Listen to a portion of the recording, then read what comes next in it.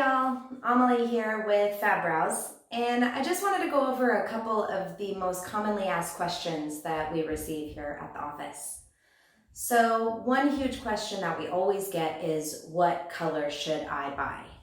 And the beauty of Fab Brows is we use a mineral powder that actually works with you. It works with your skin tone, your hair color, and your brow color to create the perfect shade on you particularly. So that's why we only have 3 palettes: light brown, medium brown, dark brown chocolate, and black and slate. So if you aren't certain what color to choose, meaning if you're not blonde brows, blonde hair, definitely go for light brown, medium brown. Brunette, dark brown hair, brown brows, dark brown chocolate is your color. Black and slate is for black brows, black hair, also your silver hair, silver brows. But if you're not on one of those particular colors specifically, then the way that you're going to choose is really personal preference.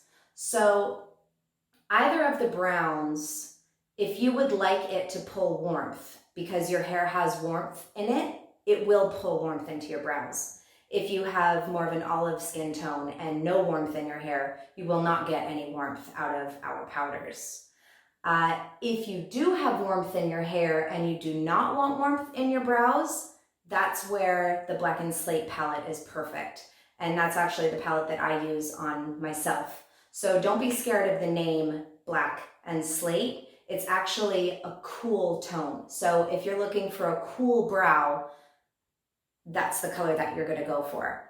I actually, personally, I use the professional palette, which has all the colors, and that's so that I can play around, because I do add different shades to my hair. Sometimes I go purple, sometimes I just add a lot more highlights. Obviously not at the moment because we're locked down, but it really depends on what it is that you are personally looking for. So I'm actually going to apply all 3 palettes on myself so that you can see the 3 different tones on me, and hopefully that will help you judge which color is right for you. Another very common question that we receive is, the stencil is too long for my face. I don't like it because of that. And that is not a reason not to like the stencils. All of the stencils are designed to be very long so that more brows will fit inside of them, but very few people actually use the full length of the stencil. So I'll show you right now. You can see where my brow actually stops within the stencil, both at the beginning and at the end. So you actually only want to apply powder where your brow begins and where your brow finishes. Do not use the full length of the stencil unless your brow is the full length of the stencil. And if your brow is longer than the stencil, that's why we made the brush double-sided. You'll actually use the other side of the brush to lengthen the brow. So how do you judge which stencil to use? You judge by the arch, not by the thickness, by the arch. Unless if you'd like a very thin brow, then go for the slender stencil. But judge by the arch. If you have a higher arch, use the exotic stencil. It has a more defined arch. The pure stencil is kind of right in between. It's kind of a good go-to. And the slender stencil has a very soft arch. So if you've got a very straight brow and just want to add that little bit of arch, use the slender stencil. It's also the thinnest stencil. So always judge by the arch, and you do not necessarily need to use the full length of the stencil. As for the thickness, if your brow is fuller than the stencil, you can always double up the stencil. So you'll line the top of the shape with the top of your brow, fill it in. Don't dip the powder again, just move the stencil down so the bottom of your brow is aligned with the bottom of the stencil, and fill it in. Another common question, why is it so harsh?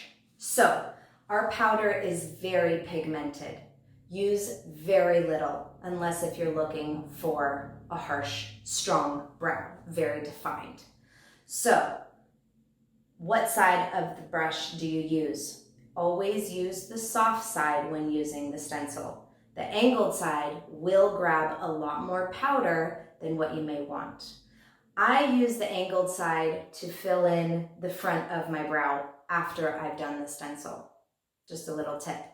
But when grabbing the powder, this is how little powder you actually want to grab.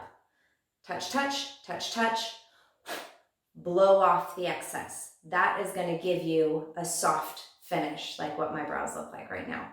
So if you do not want a harsh brow, use very little powder. That is probably the only problem that you're doing, is applying too much powder or using the wrong side of the brush, because you can make a very soft, natural brow with Fab Brows. Another common, this little guy is fabulous. This is a spoolie brush. We do sell them on our website. They're very inexpensive. It helps soften the brow as well. So if you'd like to be able to just brush off the top layer of powder that you've applied, get a couple of these guys. They're very handy. Does Fab Brows adhere to skin? Yes. Why? When you're applying Fab Brows, I've already done my brows, so I'm not actually going to put powder on the brush, but line up the arch of the stencil with the highest hair in your eyebrow. That's where your arch wants to be. And you actually apply from the outside. So brush against the hairs. And that puts the powder underneath the hairs on the skin. So if you have very little hairs, definitely remember this key point. Brush from the outside in. And then to finish, brush the hairs back down so they're not going in crazy directions. Always start on the outside. That puts the powder underneath the hairs on the skin. That ensures Fab Brows is waterproof, smudge-proof, and sweat-proof. If you're having an issue with our powder staying on all day, because it should stay on for 24 hours, you should be able to wake up in the morning and still have your brows on if you didn't wash them off the night before. Of course, it does come off with makeup remover and soapy water. But if you're having an issue, it's only because your skin isn't fully clean before you put it on. So we do suggest you clean your skin, wash your face, or when you're just getting out of the shower, when you don't have previous oils on your skin underneath our powder. That is a common mistake of why Fab Brows might slide off. Otherwise, you should be able to go to the gym and have no problem, go for a bike ride, even jump in the swimming pool. How waterproof is it? It's not magic. It is the only waterproof powder, but it is not magical. If you jump in the swimming pool and you're rubbing your brows vigorously, they will fade. But if you just jump in, if you're going boogie boarding, don't worry, you're gonna get out of the water and your brows will still be there. If you've got any more questions, please pop them below in a comment and I will try to answer them either in another video, or if I can just respond with text, I'll do that as well. Thank you so much. Enjoy your new brows.